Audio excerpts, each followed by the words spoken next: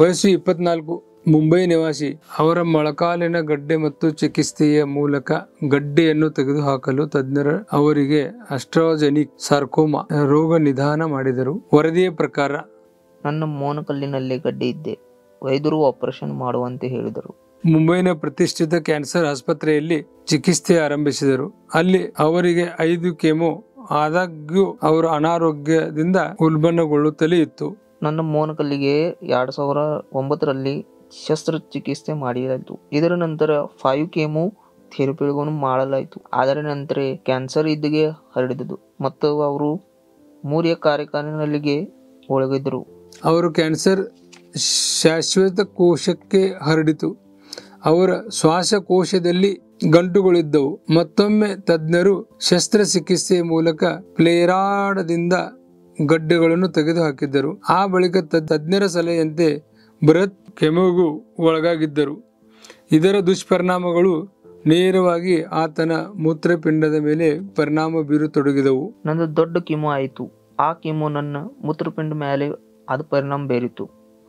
ಅದಕ್ಕಾಗಿ ಬೇರೆ ಆಸ್ಪತ್ರೆಗೂ ಹೋಗಬೇಕಿದ್ದು.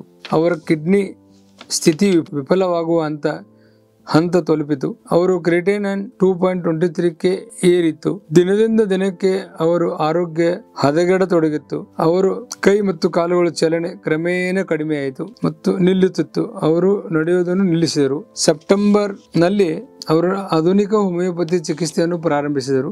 ಔಷಧಿ ಚಿಕಿತ್ಸೆಯನ್ನು ಪ್ರಾರಂಭಿಸಿದ ನಂತರ ಅವರು 6 ತಿಂಗಳೊಳಗೆ ವ್ಯತ್ಯಾಸವನ್ನು ಅನುಭವಿಸಲು ಪ್ರಾರಂಭಿಸಿದರು. ಕೆಲವೇ ದಿನಗಳಲ್ಲಿ ಅವರು ತಮ್ಮ ಕೈ ಮತ್ತು ಕಾಲುಗಳನ್ನು ಚಲಿಸಲು ಪ್ರಾರಂಭಿಸಿದರು. ಅವನ ಎಲ್ಲ ವರದಿಗಳು ಸಹಜ ಸ್ಥಿತಿಗೆ ಬಂದವು. ಕ್ರಿಯೇಟಿನಿನ್ 1.2 ಸಿಟಿ ಥೆರಸ್ಕೋಪಿ ಸಾಮಾನ್ಯ ಕಡಿಮೆಯಾಗಿದೆ ಮತ್ತು HB16.3 ಗೆ ಹೆಚ್ಚಾಗಿದೆ.